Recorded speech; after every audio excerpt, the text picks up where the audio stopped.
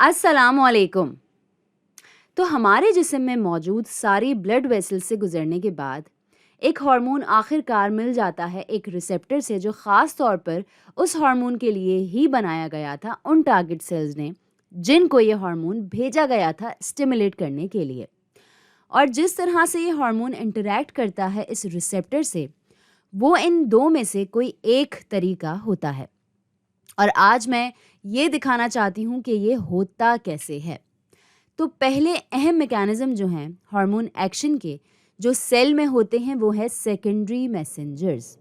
तो जो बुनियादी तौर पर यहाँ हो रहा होता है वो ये कि एक हार्मोन जुड़ रहा होता है एक रिसेप्टर से जो सेल पर मौजूद होता है। तो यहाँ मैं एक सेल बनाती हूँ और इस पर एक रिसेप्टर, और अब मैं बनाती हूँ एक हार्मोन जो इससे जुड़ रहा है। लेकिन जो अमल है जुड़ने का, बजाय इसके कि सिर्फ ये स्टिमुलेट करे, इससे हो जाता है शुरू एक चेन रिएक्शन, जिसकी वजह से सेकेंडरी मैसेंजर्स हो जाते हैं सेल के अंदर रिहा। ये भी मैं यहाँ बना लेती हूँ और इनकी वजह से ही ये सेल स्टिमुलेट होता है। तो बस सिर्फ ये दिखाने के लिए कि ये सब होता कैसे है, मैं यहाँ आपको कुछ तस्वीरें और दिखाती हूँ और साथ में इसकी की कि इस तस्वीर को पढ़ा कैसे जाए। तो ये देखें, यहाँ पर ये सब कुछ हो रहा है एटॉमिक लेवल पर, और एटम्स बहुत छोटे होते हैं, ये हम सब जानते हैं। तो ये यहाँ पर है एक रिसेप्टर, इसको मैंने पिंक या गुलाबी रंग में बनाया है और ये मौजूद है सेल मेम्ब्रेन के अंदर। और ये है फॉस्फोलिपिड बाइलेयर इस सेल मेम्ब्रेन की, और ये है सेल का अंदरूनी हिस्सा और ये है बाहरी। और सेल मेम्ब्रेन में मौजूद है जी प्रोटीन भी, और इसको मैंने हरे रंग में बनाया है। और इसको जी प्रोटीन इसलिए कहते हैं क्योंकि ये जुड़ता है उन मॉलिक्यूल से जिनमें न्यूक्लियोटाइड ग्वानिन मौजूद होता है। लेकिन अभी ये एक मॉलिक्यूल से जुड़ा हुआ है जिसको ग्वानिन डाइफॉस्फेट कहते हैं, और अभी हम देखेंगे कि ये तब्दील कैसे होता है। तो हमारे पास ये एडेनाइलेट साइक्लेज भी मौजूद है सेल मेम्ब्रेन के अंदर। और याद रखें कि एंजाइम जो है वो रद्द अमल को तेज़ कर देता है, रिएक्शन को तेज़ कर देता है। तो हम देखेंगे कि कैसे एडेनाइलेट साइक्लेज तेज़ कर देता है रिएक्शन को। लेकिन जिस चीज़ से ये पूरा अमल शुरू होता है वो है ये हार्मोन, जो जाकर जुड़ेगा इस रिसेप्टर से।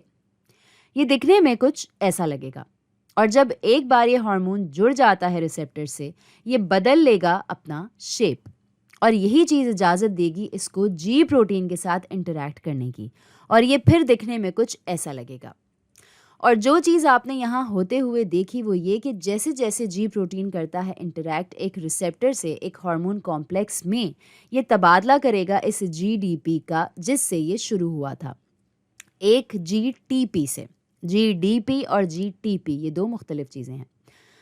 तो बुनियादी तौर पर ये तबादला कर रहा है ग्वानिन का, जो 2 फॉस्फेट से जुड़ा हुआ है एक ऐसे ग्वानिन से जो 3 फॉस्फेट्स से जुड़ा हुआ है, यानी जीटीपी और जीडीपी। और फिर जो होता है वो ये कि ये काबिल बना देता है जी प्रोटीन को कि वो सेल मेम्ब्रेन से गुजर सके और कर सके इंटरैक्ट इस एडेनाइलेट साइक्लेज से, और ये कर देता है एक्टिवेट इस एडेनाइलेट साइक्लेज को। और चूंकि ये एक एंजाइम है, ये एडेनाइलेट साइक्लेज जो एक्टिवेट हो गया है, ये एटीपी की तब्दीली में मदद करता है एक सी एम्प में। और सी एम्प का मतलब है साइक्लिक एडेनोसिन मोनोफॉस्फेट। तो हमने लिया ये एटीपी और बना बैठे हैं एक साइक्लिक एडेनोसिन मोनोफॉस्फेट, और इसके साथ हमारे पास मज़ीद 2 और फॉस्फेट्स हैं। लेकिन ये सी एम्प मॉलिक्यूल ही है जो प्रोटीन को एक्टिवेट करता है, जो सेल के अंदर होता है, और इसका असर जो होता है वही है जो इस आने वाले हार्मोन का निशाना होता है। तो आखिरकार ये सिस्टम हो जाता है रीसेट, लेकिन इससे पहले काफ़ी एडेनाइलेट साइक्लेस एंजाइम्स हो जाते हैं एक्टिवेट, जिसके नतीजे में बहुत सारा सी एम्प बन जाता है, और हम इसको कहते हैं सिग्नल एम्प्लीफिकेशन। और जो मेरा मतलब है सिग्नल एम्प्लीफिकेशन से, वो ये कि एक हार्मोन जुड़ सकता है रिसेप्टर से, और इस अमल की वजह से शुरू हो जाता है एक चेन रिएक्शन, जिसकी वजह से बहुत सारा सी एम्प बनता है। और इसका ये मतलब हो सकता है कि कम हार्मोन चाहिए होता है प्रोटीन को एक्टिवेट करने के लिए या इस असर को पाने के लिए जिसकी ख्वाहिश थी। तो सेकेंडरी मैसेंजर्स की वजह से ही हार्मोन्स किसी सेल पे अपनी कार्रवाई करते हैं, लेकिन मुख्तलिफ सेल्स में ये असर बड़ा मुख्तलिफ होता है। और अभी तक सेकेंडरी मैसेंजर हार्मोन के सारे मैकेनिज्म्स के बारे में अभी पता भी नहीं है और CAMP के अलावा भी कई सारे सेकेंडरी मैसेंजर्स होते हैं। लेकिन ज़्यादातर हार्मोन्स जो आपके जिस्म में मौजूद हैं, इनका एक सेल के सरफेस से जुड़ना एक्टिवेट करता है कई सारे रिएक्शंस जो एक सेल के अंदर एक रिस्पॉन्स पैदा करते हैं। और ये बहुत मिलता जुलता है फ़ोन सर्विस के इस्तेमाल करने के तरीके से। और चूंकि हम इंसानों के लिए कई दफ़ा मुश्किल हो जाता है किसी से बातचीत करना आमने सामने, हम इसी वजह से इस्तेमाल करते हैं फ़ोन सर्विस, या शायद हम टेक्स्ट मैसेज का इस्तेमाल करें। और ये सब बहुत मिलता जुलता है मैसेंजर्स का हार्मोन से कम्युनिकेट करने से।